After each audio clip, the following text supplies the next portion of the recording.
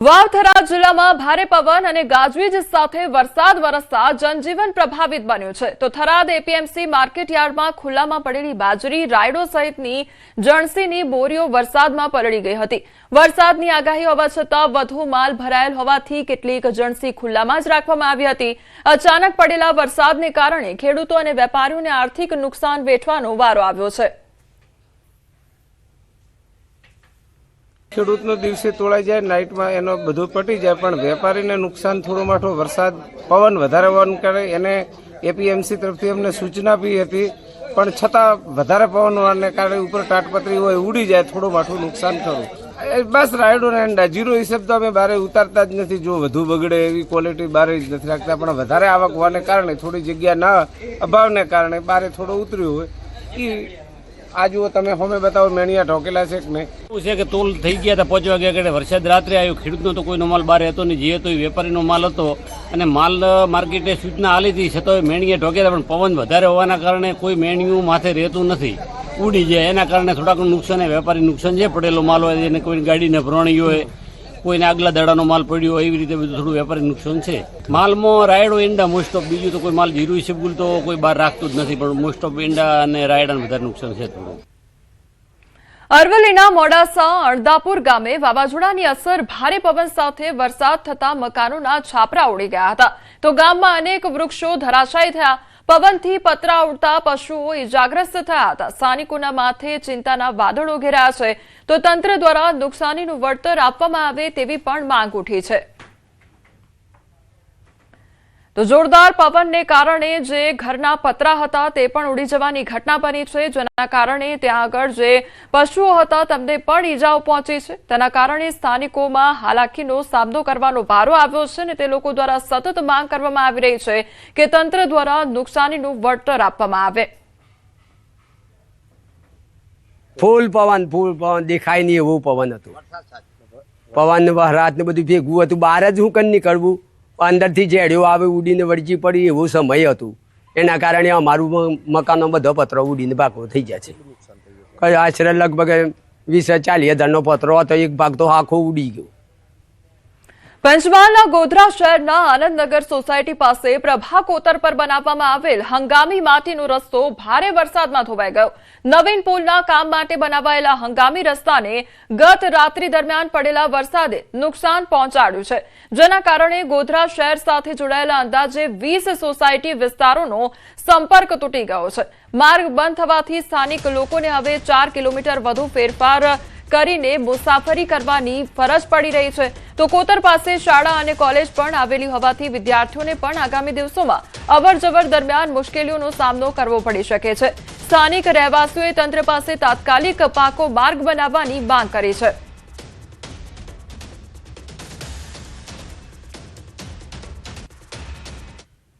આ માર્ગ જોઈ રહ્યા છો, અહીંયા મિનિમમ 10 થી 15 હજાર વસ્તી ધરાવતો એરિયો છે। હાલમાં અમારે કોઈ પણ જગ્યાએ જવું હોય તો આ રસ્તા સિવાય અમે જો બીજા રસ્તે જઈએ તો અમારે 6 થી 7 કિલોમીટર વધવાની શક્યતાઓ છે। ઇમરજન્સી જો કંઈક બને તો કોઈક એમ્બ્યુલન્સ આવી આ તે એ પોસિબલ જ નથી, માટે અમારે તો સરકારશ્રીને એવી વિનંતી છે કે વહેલી તકે આ રોડ બનાવી દેવામાં આવે। પણ વરસાદને કારણે ધોવાઈ ગયો છે અને આવા જવાનો રસ્તો બંધ થઈ ગયો છે। આ બાજુની વાડી છે, આ બાજુ ઘણી સોસાયટીઓ છે, દરેકને આવા જવામાં ખૂબ જ તકલીફ પડે છે।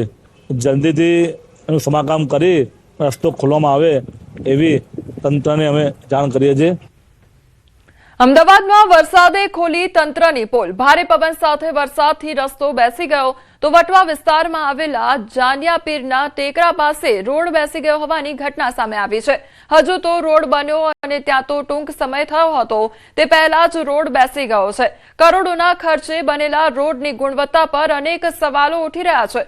તો હજુ તો થોડોક જ સમય થયો હતો જ્યાં રસ્તો બનાવવામાં આવ્યો હતો અને ત્યાં તો રોડ આખો બેસી જતા અનેક સવાલો થઈ રહ્યા છે, તેમજ કયા પ્રકારની કામગીરી થઈ હતી, ગુણવત્તાને લઈને પણ અનેક સવાલો ઉદ્ભવી રહ્યા છે।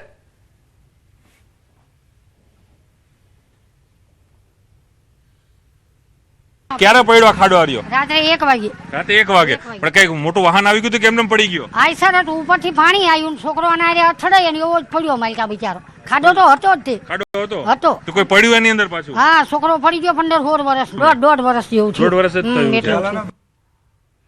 સુરતમાં મોડી રાત્રે ભારે પવન સાથે વરસાદ બાદ અનેક સ્થળે વૃક્ષો ધરાશાયી થવાની ઘટના સામે આવી, જે બાદ સુરત ફાયર વિભાગને કુલ 8 જેટલા કોલ તો વૃક્ષો ધરાશાયી થવાના મળ્યા છે. પાંડેસરા વિસ્તારમાં આવેલ આવિર્ભાવ સોસાયટી પાસે એક વૃક્ષ ધરાશાયી ન થતા ઓટો રિક્ષાને નુકસાન સર્જાયું હતું. જો કે સદનસીબે આ તમામ ઘટનાઓમાં કોઈ પણ પ્રકારની જાનહાનિ સર્જાઈ નથી.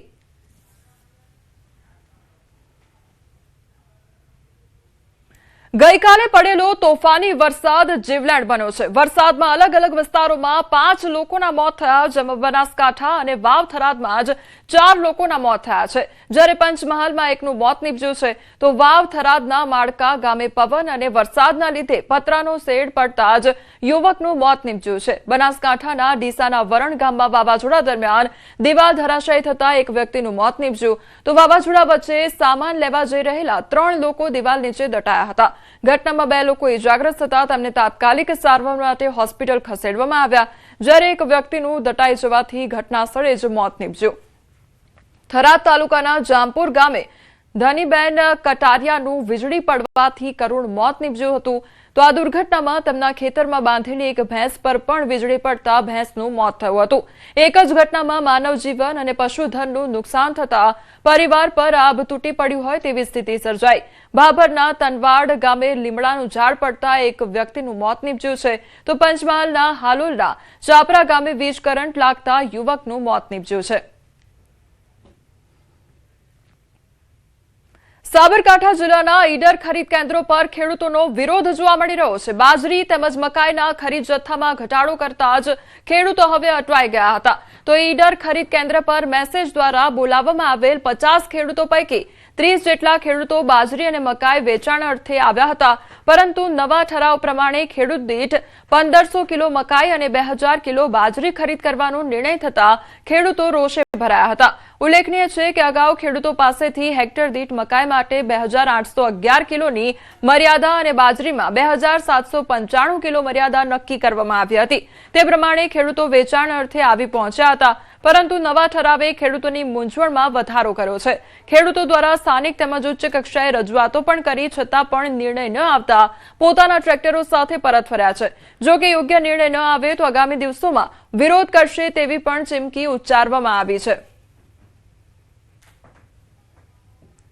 મોટા માગીએ છીએ કે ભાડુવાળો સંમત થયા અમે અહીંયા લઈને આવ્યા કે તમારા આજે 75 નું મકાઈ લેવા. હવે અમારે 160 મણનું જે મેસેજ આવેલો છે, હવે બાકીની મકાઈ મારે ક્યાં લઈ જવાની? અને આ તો બધું ઠપ હોય તો કોઈ સજ નહીં, તો હાજર કોઈ અધિકારી નથી, કોઈ રજૂઆત કરીએ. મારે સરકારે તો એવું કર્યું, આજે એકદમ કોથળા બિલાડું કાઢીને ખેડૂતોને મુશ્કેલી મૂકી દીધા છે. અત્યારે અમે કિસાન સંઘ રજૂઆત રાજ્યપાલ વડાલી આવ્યા છે, અમે રજૂઆત કરવા ગયા છે. આવતીકાલે અમે કૃષિ મંત્રી મળવા છે, અને આનો કોઈ નિવાડો નહીં આવે તો આગામી સમયમાં અમે સાબરકાંઠાની અંદર સરકારી કોઈ પણ કાર્યક્રમ થવા દેવા નથી. 6000 કિલો બાજરી લાવવાનો કોઈ મેસેજ કર્યો. અહીંયા અમે સેન્ટર ઉપર બાજરી લઈને આવ્યા અને ખેડૂતો મકાઈ લઈને આવ્યા, તો કે ભાઈ એક ખેડૂત દીઠ ખાતેદાર દીઠ અમે 2000 કિલો ખરીદી કરીએ, બીજી તમે પાછી લઈ જાઓ. એટલે ખેડૂતોના દાખલે કે 600 લઈ આવ્યા, 2 ટ્રેક્ટર કરીને આવ્યા. આજે ટ્રેક્ટરના ભાડાનું સમય રાત્રે ભરવાનું ખેડૂતોને મુશ્કેલ છે. ખેડૂતોને આ સરકાર થકાવવા માટેના પ્રયત્ન કરી રહી છે. એટલે ખેડૂતો જથ્થો લઈને આવ્યા છે, ગઈકાલ સાંજે મેસેજ કર્યા હતા એ પ્રમાણે. એટલે બસ એ બાબતનું અમને આગળથી સૂચના મળી છે, એ પ્રમાણે કામગીરી ચાલુ છે. પણ હાલ ખેડૂતો કામગીરી બંધ કરાવી રાખી છે કે ભાઈ મેસેજ આવ્યા છે એ પ્રમાણે તમે ખરીદી કરો. આ બાબતે આપે કોઈ આપની ઉપરની ઓથોરિટી? હા, અમને જાણ એટલે આગળ જાણ થઈ છે. ખેડૂતો પોતે પણ રજૂઆત કરી છે અધિકારીશ્રીઓને.